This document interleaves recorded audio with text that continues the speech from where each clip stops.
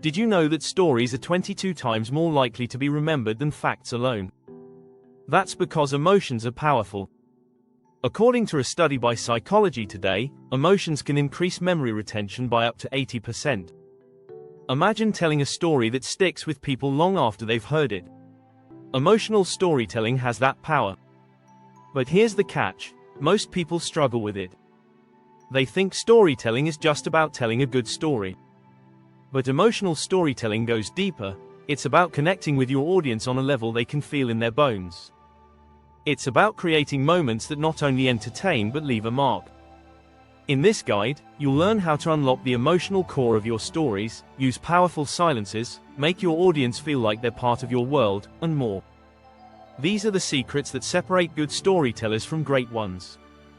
So, get ready to dive deep into the world of emotional storytelling, where every word and every pause can change the way people experience your narrative. Let's get started. Chapter 1: Unlocking the heartbeat of your story. Discover your core emotion. The heart of every story beats with a singular emotion. Whether it's love, fear, joy, or hope, a powerful story is built on one driving force that connects deeply with the audience. If you can identify that emotion, you're already on your way to mastering emotional storytelling. One of the most effective strategies is to ask yourself, what emotion do I want the audience to feel by the end of this story? Once you pinpoint that, every detail, characters, setting, plot, should serve that emotion. It's not just about the story you want to tell, it's about the emotional journey you want to take your audience on. In his book Story, Substance, Structure, Style, and the Principles of Screenwriting, Robert McKee emphasizes the importance of focusing on the emotional core of your story. He argues that all great stories have a value change, a shift from one emotional state to another. That could be a character going from fear to courage or from loneliness to belonging. Crafting your narrative around that central change is key to resonating with your audience. Remember, emotion is universal, but how you express it is unique. Everyone feels love, but your unique perspective on love is what will make your story stand out. Chapter 2: Silence speaks louder than words. Master the power of pauses. The power of silence in storytelling is often underestimated. Pauses can do more than just give your audience a chance to breathe. They can create tension, build anticipation, and let emotions sink in. A study published in Psychological Science showed that pauses during storytelling actually increase emotional engagement. Think of it like this: when you're telling a story and you suddenly stop, your audience leans in. They're waiting for the next word, the next feeling. It's in those quiet moments that your audience processes what just happened, and that's where emotional impact happens.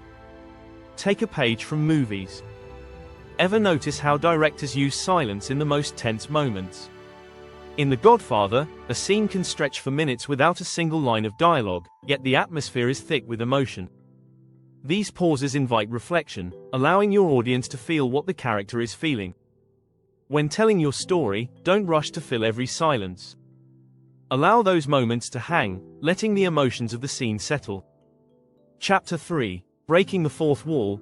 Connect with the audience beyond the story. Emotional storytelling isn't just about what happens on screen or in the pages. It's about what happens in the minds of your audience. Breaking the fourth wall is an effective technique where you directly engage with your viewers or readers. In simple terms, it's stepping out of the narrative and acknowledging the audience. It might feel a bit risky, but it's an unforgettable way to connect. One famous example of breaking the fourth wall comes from Deadpool, where the main character talks directly to the audience throughout the film. It's unexpected, disarming, and deeply personal. This technique can make the audience feel like they are part of the journey, rather than just passive observers. Psychologist Paul Ekman's research into facial expressions shows that humans are naturally wired to respond to emotional cues. When you break the fourth wall, you're giving the audience a chance to react, not just observe. You're tapping into their emotions and making them feel like they're experiencing the story firsthand. If you want to keep learning about how to connect on a deeper level with your audience, make sure to subscribe to get more tips on mastering emotional storytelling. Chapter 4: The Villain Within. Turning your inner struggles into relatable drama. Emotions don't just exist in external conflicts, they live within us. One powerful way to create emotional stories is by drawing from your own inner struggles. We all have personal battles, whether it's overcoming fear, confronting self-doubt, or finding a sense of belonging. When you weave these personal struggles into your story, it becomes more relatable and authentic. The best villains aren't always external. Often, the most powerful antagonists are internal. Take The Great Gatsby, for example. The true villain isn't just Tom Buchanan, but Gatsby's obsession with an idealized past. The emotional conflict within Gatsby makes his downfall so tragic.